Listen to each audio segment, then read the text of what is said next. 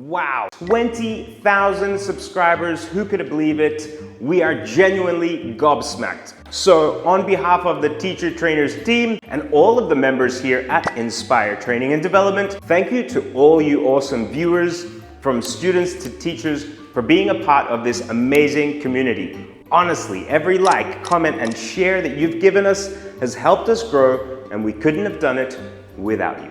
Now, to celebrate and continue sharing, I'd like to give one of my favorite classroom tips for teaching young learners or beginners of any age.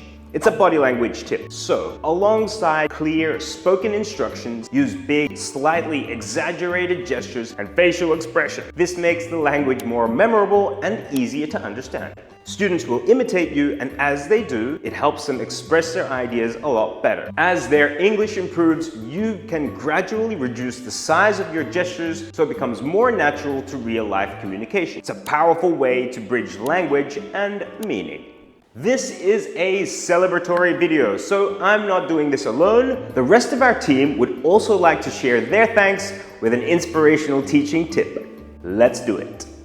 Hello everyone, my name is Thanh, and today I'm gonna share with you one simple tip. My tip is personalized learning. So you can use your student's name, their favorite color, or their favorite hobbies in your example. So instead of saying this is a cat, you can say this is little cat and it's purple. So the kids will laugh and they can connect, and suddenly language feels like it belongs to them.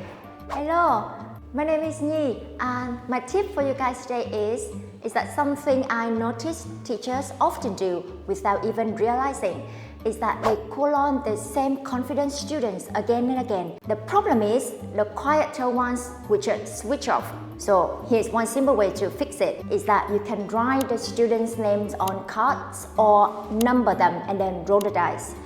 You can also let students do some pair work before asking for answers, so even shy students have something prepared. This way, every student knows that they could be chosen and the participation goes way up. Try this out and I hope it helps. So my tip is to make sure that you include a short reflection at the end of each activity. Just take a moment to ask students questions like what new word did you use, or what part felt difficult for you. That little pause will help turn practice into real learning and reminds them that mistakes are simply part of making progress. Hope this helps. Hi, my name is Uyên. My tips is to turn every lesson into an active game, especially when teaching kids.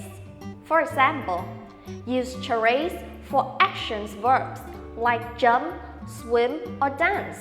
Play a color treasure hunt where children race to find something red, blue, or green around the room. Review numbers with a quick teacher says challenge. Clap 5 times, spin 3 times, and so on. These activities make children move, laugh, and stay engaged. The best part, they pick up the language naturally while having fun. From all of us here at the Teacher Trainers, thank you for 20,000 subscribers. We'll keep bringing you tips, activities, insights, and ideas to make your teaching easier, more effective, and as always, more fun. Here's to the next 20K. Remember to like, share, and subscribe. And if you'd like to take your teaching to the next level, check out our TESOL courses online or in class at Inspire. There's a little link in the description. See you all otherwise in the next video. And as always, happy teaching.